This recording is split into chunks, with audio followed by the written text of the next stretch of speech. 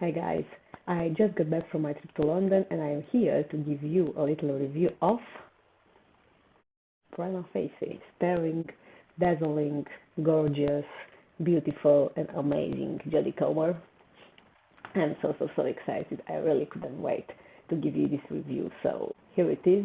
A few of you asked me when I told you that I'm going to London, to tell you everything about it, give you details, my opinion. So I will do exactly that. I won't talk a lot, and I also don't want to spoil things for people who are going to see a play in the future. And I really wish everybody would be able to see this play because it's absolutely amazing and impactful and powerful and emotional. So yeah, I'll get right into the review. As many of you probably already know, the play is dealing with some incredibly heavy subjects, including sexual assault and the power of love in those cases. So from the start, the heaviness of the subject weighted incredibly heavy on my shoulders. I feel like the weight of what has been said and done hasn't left my shoulders since I saw the play. I should mention I was at the premiere Friday night, and it was an amazing feeling, to witness Jodie's West End debut. It was absolutely great. But going back, yes, a very heavy subject. I really can imagine how hard it was for Jodie to take on this kind of role. So I have all the admiration for her courage and her strength to express and be a voice for people who have been victims of sexual assault.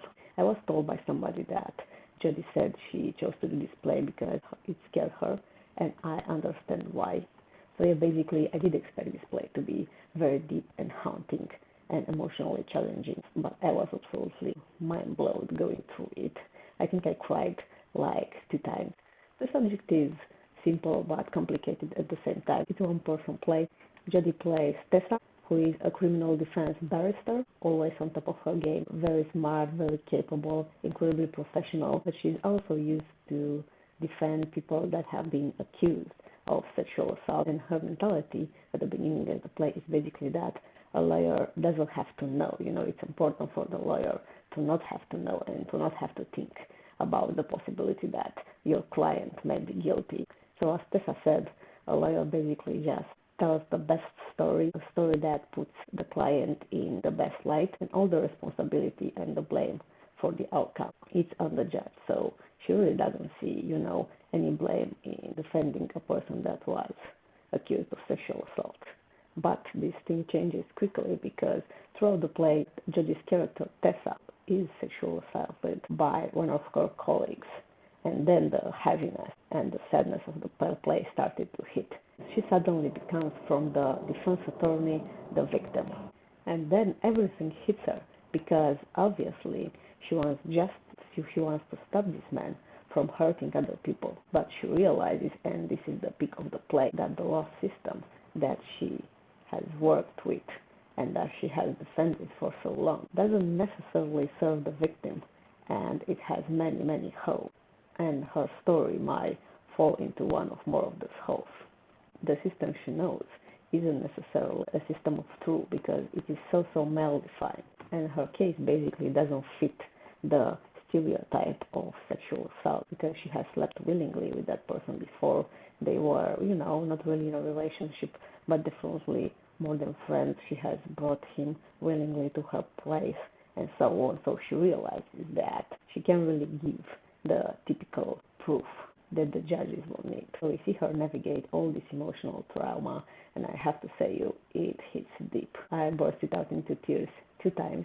There is a scene where she, breaks the fourth wall and looks basically through a camera, and the camera is projected on the screen behind, and you see her looking straight to your eyes, and let me say, her facial expressions and her eyes are deeply haunting, and you can feel all her pain, all her powerlessness. It honestly made me shake to the core. Definitely emotionally impactful, it talks a lot about consent and also the evidence that must be given in this kind of situations.